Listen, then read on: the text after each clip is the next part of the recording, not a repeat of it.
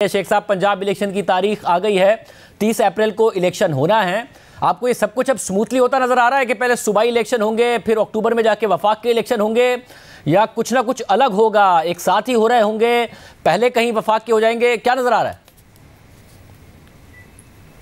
अगर तो इनमें अक्ल है, शऊर है, समझ है, और ये ख़ानदान जो नून और शीन में बटा हुआ है, अगर इनको समझ है तो ये असम्बली तोड़ दें। आइंदा 72 घंटों में असम्बली तोड़ दें और कौमी और सूबे का इलेक्शन इकट्ठा करें। जब सूबे का नतीजा निकल आया 5-5 साल के लिए, और सूबों में इमरान खान की हुकूमत 5 साल के लिए बन गई, KPK में भी और पंजाब में भी, तो फिर कौमी असम्बली में इनको कैंडिडेट्स ढूंढने पड़ेंगे, इश्तहार देना पड़ेगा।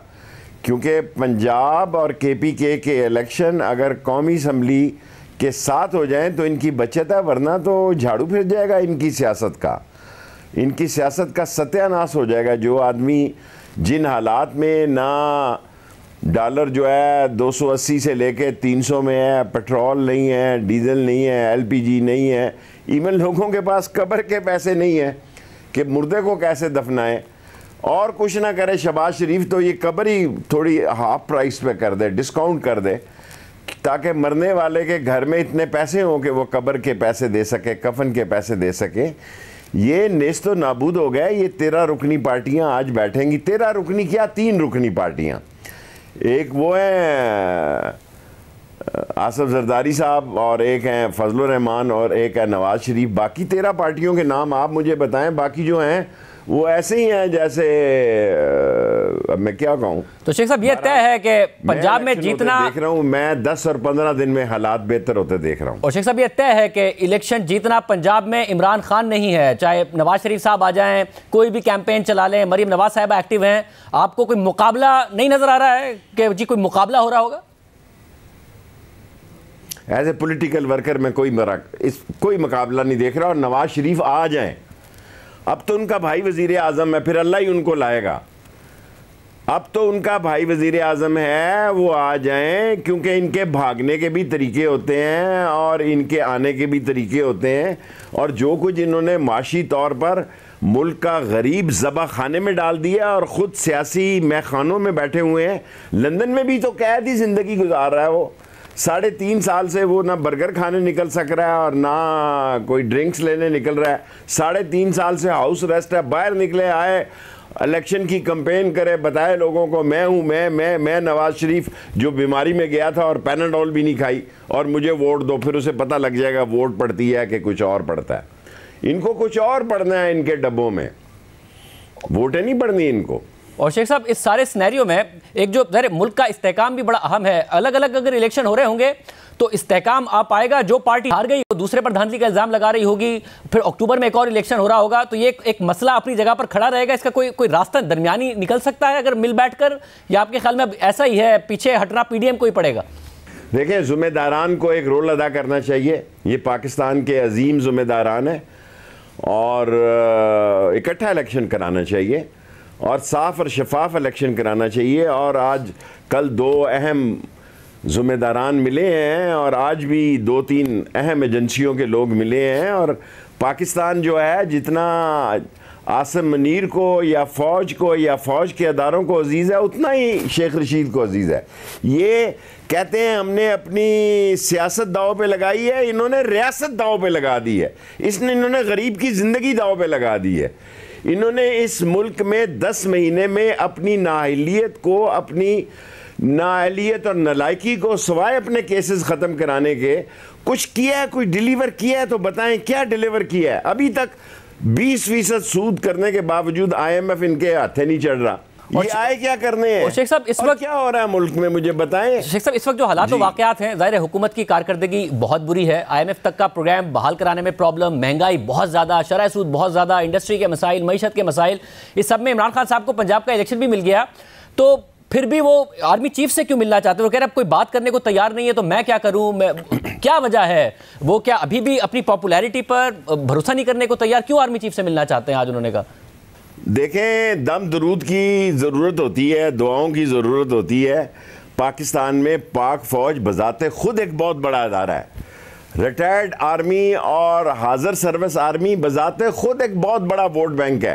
पहले हम गुजरते थे तो कोई हमारी तरफ देखता नहीं था, अब गुजरते हैं तो आम फौजी भी हमें 2 सलूट मारता है, क्योंकि वो समझता है कि हम पाकिस्तान की बात कर रहे हैं। हम चोरों, डाकुओं, लुटेरों, बेईमानों, करप्ट, डिसऑनेस्ट, स्लगिश और इन चोरों और रात के अंधेरों में आने वाले और 25-25, 30-30 करोड़ रुपए में सियासी तोहफे खरीदने वालों के तर्जमान नहीं है। इसलिए मैं ये समझता हूँ कि इमरान खान को ज़रूर मिलना चाहिए और उसको कोशिश करनी चाहिए कि जो गलतफहमियाँ पैदा हो चुकी हैं या पैदा की गई हैं, मुझे खुद 1-2 दफ़ा बाजवा साहब ने कहा GHQ में कि वो शहबाज साहब सुन रहे होंगे कि वो शहबाज से मिलो। मैं कहा जी दफ़ा करो, इनका टाइम गुजर गया है। लेकिन इतनी 2 रात के अंधेरे में लाए, मैं तो आसफ जरदारी का सोच रहा हूँ कि वो कैसे भागेगा, और उसका बेटा जो रोज पाकिस्तान से, और ये तारीख बताएगी कि उसके बेटे के साथ कौन कौन सफर कर रहा है और वो किस किस्म के लोग हैं जो सफर कर रहे हैं और वो किन के जहाज़ों में सफर कर रहे हैं और किन किन मुल्कों में गया है। ऐसे मुल्कों में गया जहां पाकिस्तानी कोई नहीं मिलता, और मुझे जैसे आदमी को देखना पड़ता है नक्शे में, यार ये कहाँ है, नमीबिया कहाँ है, ये गैम्बिया कहाँ है, और ये तो शेख साहब, इस वक्त भी क्या खान साहब को ये डर है कि वो कहीं डिस्क्वालीफाई तो नहीं हो जाएंगे, इसके अलावा कोई मैनेजमेंट ना हो, इसलिए वो चाहते हैं कि आर्मी चीफ से मुलाकात करके मामलात को पहले जैसा किया जाए? क्योंकि एक ही वक्त में वो जनरल बाजवा के खिलाफ कोर्ट मार्शल की बात कर रहे हैं, फिर आर्मी चीफ से मुलाकात की भी बात कर रहे हैं, फिर उन्हें उनका हैंडलर भी कह रहे हैं, तो ये सारे काम वो एक साथ कर रहे हैं।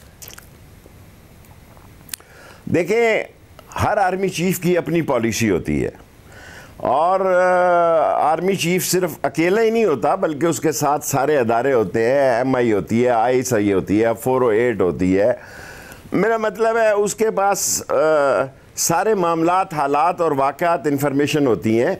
हमारी फ़ौज है, हमें अपनी इस फ़ौज पे फ़ख्र है, ये अजीम फ़ौज है, और मुझे पूरा यकीन है कि उनको फ़िक्र है कि इस मुल्क में माशी, क्या रूस, जनाब अली, किसी ने ताजिकिस्तान में जुलूस निकाला, उज़्बेकिस्तान में जुलूस निकाला, किसी ने रूस की स्टेट में मुतालबा किया अलग होने का, क्योंकि फाइनेंशियली तबाह हो गए, मुल्क अंदर से डूब रहे हैं, पाकिस्तान अंदर से डूब रहा है, पाकिस्तान की सरहदों को कोई ख़तरा नहीं है, और पाकिस्तान को घुटने पे टिकवाने के लिए ये हालात पैदा किए जा रहे हैं कि IMF जो है वो इनसे संभाला नहीं जा रहा। ये तो रिश्तेदारों का एक जत्था है, और शहबाज शरीफ एक मनूवर करने वाला आदमी है, और वो मैनेज करने वाला आदमी है। रात के अंधेरों में सऊदी अरब ले जाने वालों में, और सऊदी अरब से लाने वालों में, और लंदन भगाने वालों में, और फिर दोबारा इक़्तिदार में 2 वोटों से लाने वालों में उसका एक रोल है, क्योंकि हर आदमी फनकार होता है और वो इस काम का फनकार है, पर इनकी डेट तय हो गई है।